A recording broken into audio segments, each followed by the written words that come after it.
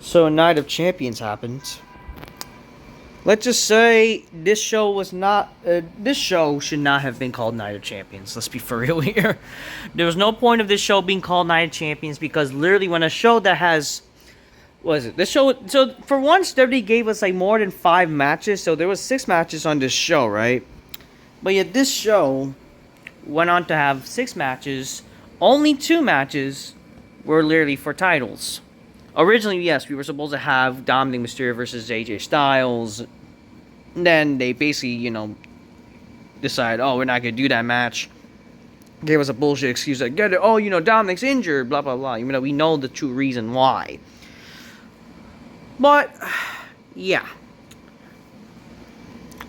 Yeah, hi. Alrighty, folks. Ladies and gentlemen, it is time for your day of Night of Champions 2025 review. Night of Champions, they could have just easily called this show King of the Ring. Oh, I'm sorry, King and Queen, because we gotta appeal to also the women and shit, whatever. This show was just not that great. I'll be straight up with you.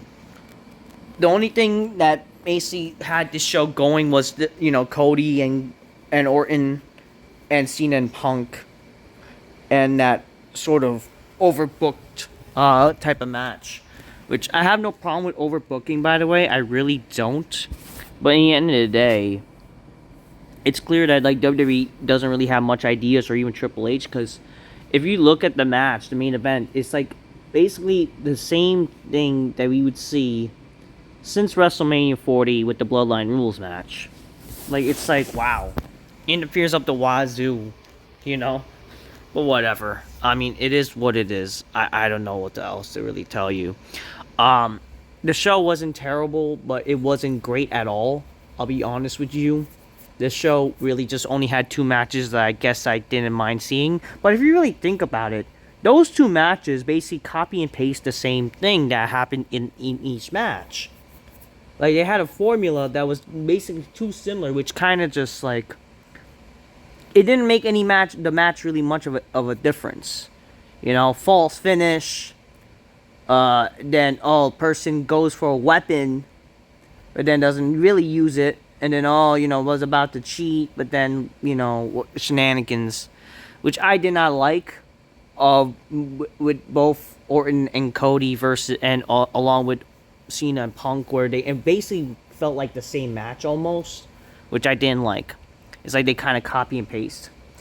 They'll copy paste that, but they won't really go into detail of let's say if something happens that would make sense. Let's say R-Truth, he's angry at John Cena for what happened last week on SmackDown, yet Punk wasn't angry at freaking Cena. I don't get it. You know what I mean, folks? But yeah, other than that, I didn't really think the show was that great, in all honesty. I thought the show was really a mid-show, in all honesty here.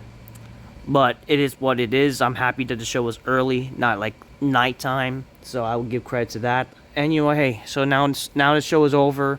Hopefully everyone goes back home safely, and hopefully all the Middle East conflict is far from us. But yeah, that's basically what happened. That yeah, they decided to do this show despite the whole conflicts in the Middle East. Which hey, it's good that I guess WWE's trying to entertain, the Saudi people. A lot of people want to hate on Saudi Arabia, they don't deserve a show and blah, blah, blah. It's I don't really care, I have no problem with them getting shows, with their deal. I understand why people are, in a sense, maybe jealous. For example, the UK is not getting the Royal Rumble. They haven't gotten, a PLE show, aside from, unlike, Saudi, right? And a lot of people, I understand some of the criticism, but it's you gotta stop calling, Saudi Arabia, blood money, for God's sakes. What's the freaking difference?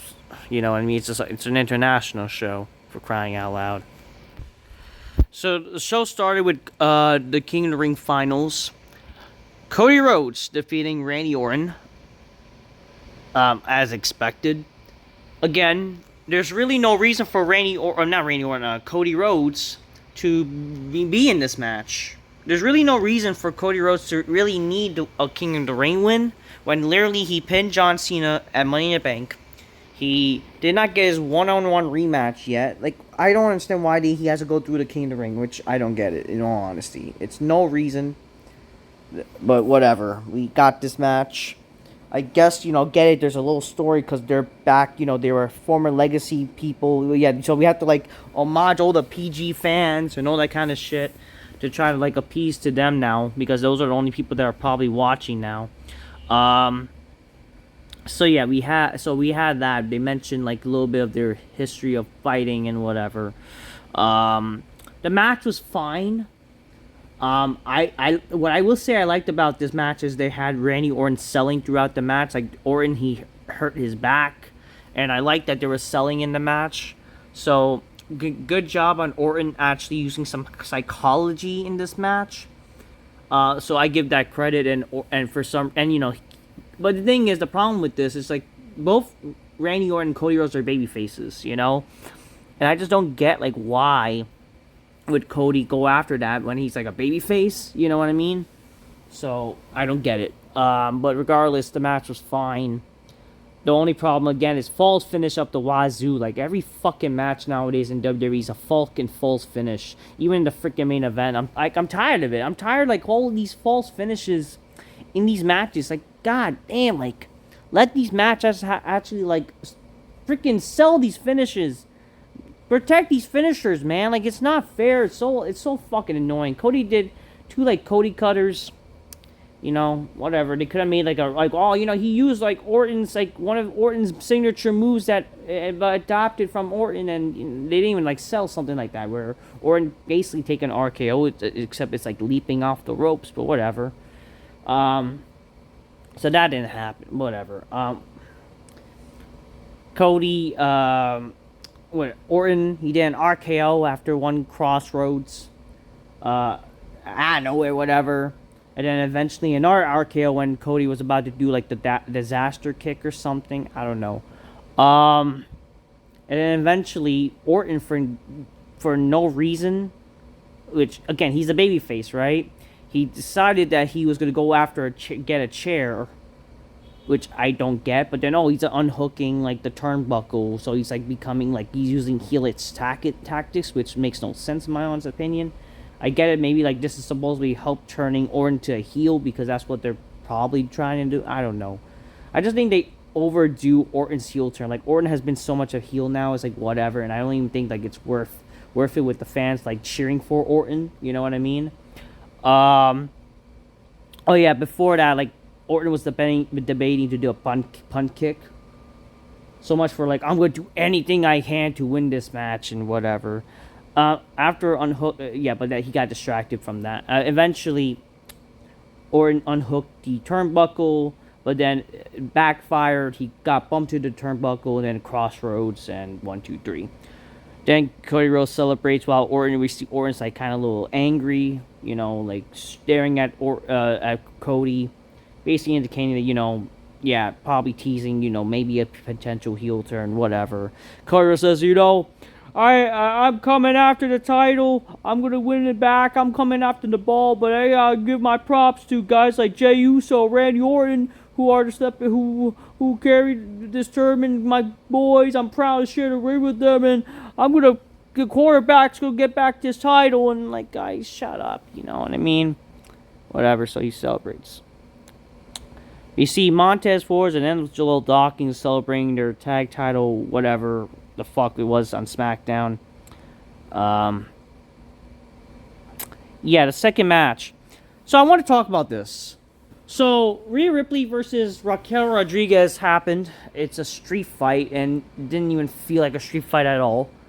And I don't even know why they're doing whatever. I don't care.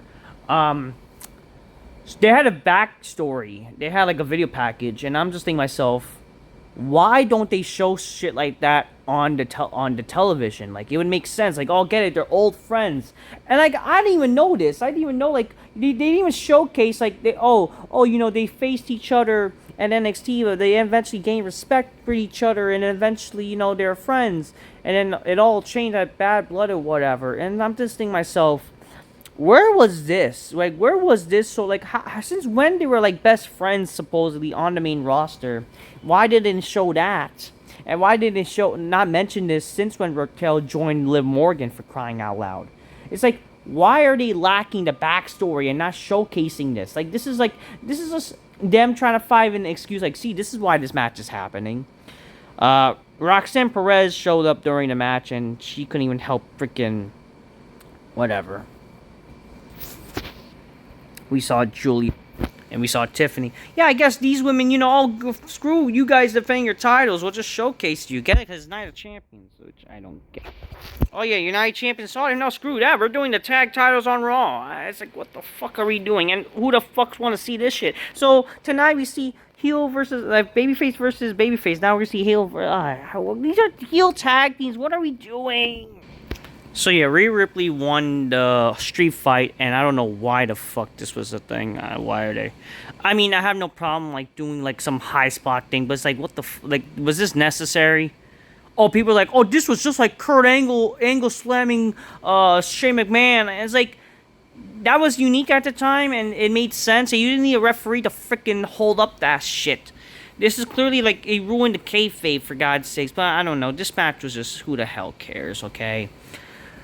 Whatever. Sami Zayn appealed to the Saudi crowd. You know, Allahu Akbar, whatever. And he defeated Karrion Kross. Listen, I like Karrion Kross. You know, the guy, I'm happy the guy was on the pay-per-view, you know, after so many. But it's like, who the heck really cares? You know, they failed on, like, really, they gave us a fake reason why we should care about this, because, get it, throughout months, like, Sami getting tortured by Karrion Kross or whatever, and it's like, they barely showcased that, and all of a sudden, oh, you know, it was a ploy, you know, when Sami, like, he finally got what he wanted, like, he got Sami to hit him and make a match. You would think, like, because of this plan, we would, like, oh, what's gonna happen to Sami Zayn with Karrion Kross? You would think that maybe this is a way of Karrion Kross destroying Sami Zayn, right? Nope, that did not happen. This match was just some glorified Raw match. Happened on a freaking pay-per-view, and Karrion Kross loses. I don't know what to tell you. Whatever. Sami Zayn most likely might... Oh, yeah, speaking of Sami Zayn, the Royal Rumble is happening in 2026 in Saudi. Most likely, and I won't be surprised if this happens. Don't be surprised if Sami Zayn wins the fucking Rumble. They're probably going to do that. If Cena's not going to literally be in the WWE, like, this is what they're probably going to do. They're going to have Sami win the Rumble. Easily said and done. Yeah. Solo Sikoa... I think this is the fourth match. I think, yeah, this is the fourth match, I believe.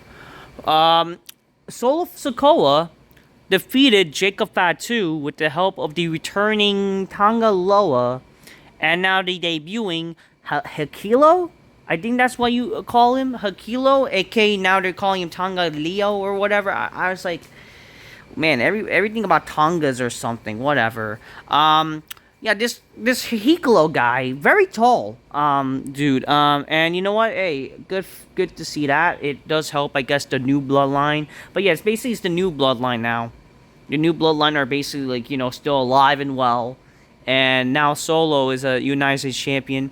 You know, you would think, like, maybe, like, Jimmy Uso would get involved, but no, they didn't. But hey, I guess it did its purpose. The only problem is, like, this match, I just didn't give a fuck. I really didn't, because the problem with this match is the entire show, I just basically stopped caring, especially from the second match. Like, it was a bathroom break with the women's, and then I just did not care. Like, you know, I just didn't. Yeah, yeah, whatever. Fifth match, Jade Cargill defeated Asuka, which I'm kind of surprised that happened, because I thought, you know, WWE has like an Asian fetish, which I'm still believe they do. They had Jade Cargill went over Asuka, who looked like Storm. Listen, Jade Cargill has the look. That's no doubt about that. But my God, this match kind of proved that why people hate Jade Cargill, and I see why. I really do. It's because, unfortunately, this girl, this woman has been wrestling for like 4 years, and she literally botched her own fucking pin. You know, I just, like, you gotta be so bad to, like, botch your pin. Like, that's like fucking Cameron, whatever. Is that like the Funkadactyl Cameron bad? You know what I mean? Who botched her pin. You know? Like, what are we doing here? Like, come on. I don't even know, do I care, man, anymore. It's just like, yeah, Jade Cargill has the look. And unfortunately, she's like, she's really struggling. I don't know. And then she went on a crime like, everyone might hate me, but bitch, dreams do come true, bitch. Don't let the haters win, bitch. Yeah, bitch. Go be yourself, be a strong independent woman. Don't need no man a lot, bitch. Yeah, bitch. Yeah. So that's what we got. Like, Jade Cargill's like talking about how, your dreams come true. Don't let anybody stop you or like criticize you, bitch. And I was like, I don't know what to say. Like, seriously. Like, I don't know. The main event happens. John Cena versus CM Punk. This match was nowhere near a classic CM Punk John Cena match. Let's just get that out of the way. And it's a darn shame, I mean, listen, I'm not gonna complain because I get it. They're older, but I'm fine with them having this match. It was not a terrible match at all. It just like the Cody and Orton match, it really kind of copied itself a little bit. Where it was a little slow. The crowd was like, crazy in both matches. I just didn't like them like waving and whatever. I thought it was a little annoying. But whatever, they calmed down and we got back to focus. Cena Punk, they went a little slow. Low slow moves. They both did their signature maneuvers, during a match. Like the swinging neck breaker by Punk, but it was like very slow. Cena obviously was also like very slow too. I'm not trying to complain. I don't get it. They're slow. They should not be wrestling. But it's like, at least they have star power. That's all that really matters at the end of the day. And you know what? Hey, they can still move better than freaking, again, a lot of modern wrestlers. For example, again, Jade Cargill, for crying out loud. So who fucking cares? Okay, we need these people more than ever. The match was fine. The match was, a lot of people are complaining because this match was overbooked. And yes, a little overbooked, but I still liked it. Definitely, I would say somewhat match of the night. I mean, Cody and Orton was not a bad match. It wasn't. It just, it's whatever. But in the end of the day, like, yeah, this match though, definitely not like their classic matches. This was not your Money in the Bank match. This was not your, Raw. Some of the Raw matches they had were very good. Also, they even had, like, I remember a match, like, the original time they faced at Night of Champions. I think it was 2012. That was actually a good match itself. They had a bunch of good matches. Like, Cena and Punk, no doubt, had some good matches together. They really did. Was this, like, close to, was this like as good as those? No, but this was not a bad match itself. It definitely, for a modern Cena Punk match, it was fine. It was a good match, it was still good. It just, again, false finish off the wazoo. Like, Cena literally did a bunch of AAs, and it's like, really, like, come on here. He struggled doing his 5-knuckle shuffle because, Punk kept countering. Signature counters by Punk. Fine, you know what I mean? I'm not going to complain about that. It's like, kind of classic. But, yeah, this was kind of like a best of John Cena and CM Punk a little bit, right? Cena did, his typical, he did his, like, whenever he catches a wrestler, roll through AA, which, that's a good, but again, 3 AAs and still didn't finish Punk. It's kind of like, doesn't make sense. Especially, it doesn't make sense that CM Punk kicking out of the moves and he couldn't get up after a table spot. You know what I mean? So, whatever. Cena was debating of hitting Punk with the belt, but then eventually he doesn't. So there's like kind of building again to Cena turning babyface. And then once when he was about to do that, distracted him, CM Punk did a GTS. And then the referee kicked out, but then Cena was about to do his like 5-knuckle shuffle, like 5 moves doing, but the referee got hurt, got knocked out, and then CM Punk did go to sleep, and now we see Rollins. Yeah, Rollins. So they were like, they were like teasing, get it. Oh, is he gonna cash in? He's gonna cash in, but we can clearly see he's not in like ring attire to cash in. So it's like weird. It's not like he was gonna fucking do it. So this was bullshit. They attacked Punk. Punk overshot his like springboard, but then eventually, you know, whatever. And then they put him still through like the table, a little botchy, whatever. And then Punk was then Rollins like, oh, he's about to cash in, right? But then Charles Robinson runs, kind of a little bit like a throwback to Cena, to Taker and Edge from WrestleMania 24, where him running. But then Cena literally drew him, like, he literally just pushes Charles Robinson just to stop him from, and I laughed. That was funny. Cena goes to confront Rollins, and then which leads to Cena AAing Rollins. So kind of like a little bit like, what are they actually turn? I was like, what? They're actually turning Cena here? Like they're actually turning him back to a babyface? So it's like, wow, like that's like something, you know. So essentially, we got a little bit of a tweener John Cena, you know, tonight, where Cena he attacked Rollins, and he got attacked by Breakker and Bronson Reed. But then we got essentially what we got was somewhat similar to what WWE has been doing since WrestleMania 40. Something like what they would do occasionally at times with a big match. Is unfortunately ripping off the Bloodline rules by having a bunch of people coming out. Cena's literally getting choked, by the way, and we see Penta, which, why Penta? And he's dancing, literally fucking dancing to the fucking ring, while freaking guys like Cena Punk are getting hurt. Like, what are we doing? So much for saving. I don't even get it. I don't know. I mean, listen, I'm not trying to hate on Penta. I'm not hating on this, but it's just like, what the fuck are we doing? Like, it's just like, why Penta? Like, if you think about it, shouldn't R-Truth have came out during this? Like, it would have made more fucking sense. Guys like him, LA Knight even, you know? Heck, I'm just thinking to myself, why didn't Roman Reigns show up on this show? To maybe easily set up to, like, you know, they could easily set up, like, you know, something with Punk and Reigns. They're teaming up against Rollins' team, at least, you know? Something. Just something, for crying out loud. Even with Cena, they could easily have done, like, a freaking 6-man tag with Cena involved. You know, easily turn, you know, helping, like, that could easily be, you know, even though that would be, like, really, why are they probably would plan that as, like, one of the night one main events, right, of SummerSlam, so they're doing 2 nights, that easily could be something that they could try to do, with some big implications, you know, but whatever. Sami Zayn and Penta, they go to attack Braun Breaker. Then, yeah, John Cena, he gets back, he saves Punk, actually, and does an AA to Bronson Reed. So he still has that Cena strength, which definitely, you know, was a highlight of the match. That's definitely, you know, and this was definitely a highlight, you know, Cena Punk, like, wow, you know, they hug and whatever. We see a glimpse of the old Cena, basically.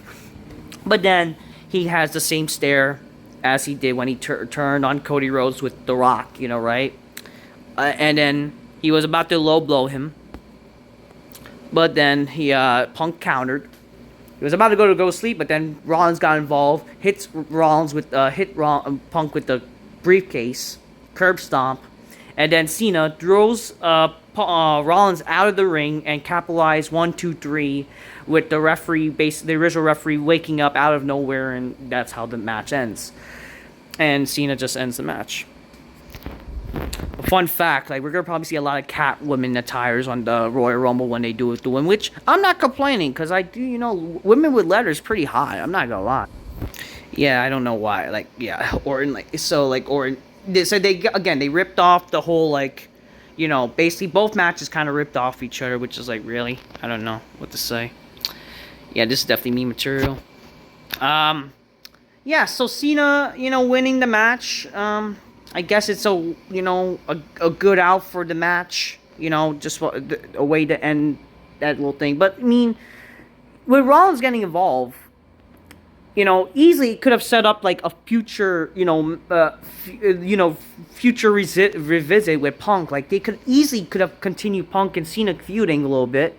But with this time with Rollins involved, heck, even with Cody, and again, even with Roman, like if they had Roman show up, why wouldn't they have not done easily? They could have easily done fatal 4-way, triple threat, something, you know, big with Roman involved. You know, it's I don't know. I don't know. It is what it is. But we're getting Cena and Cody. I feel like it's all like this show should have had.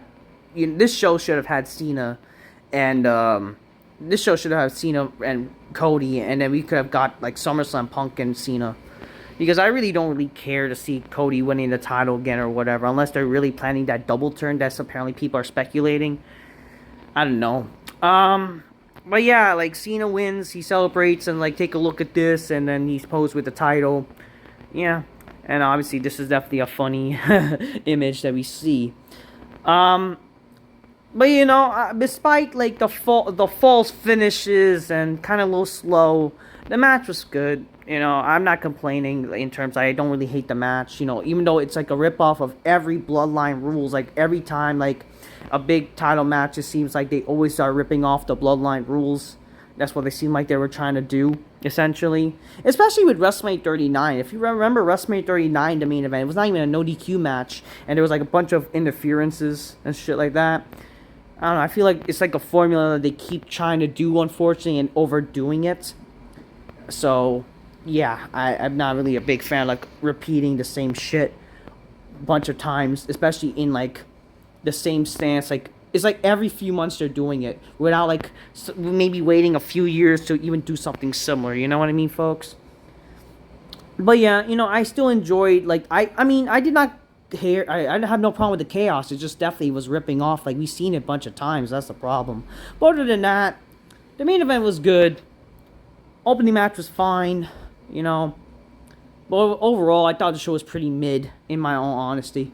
Very mid show.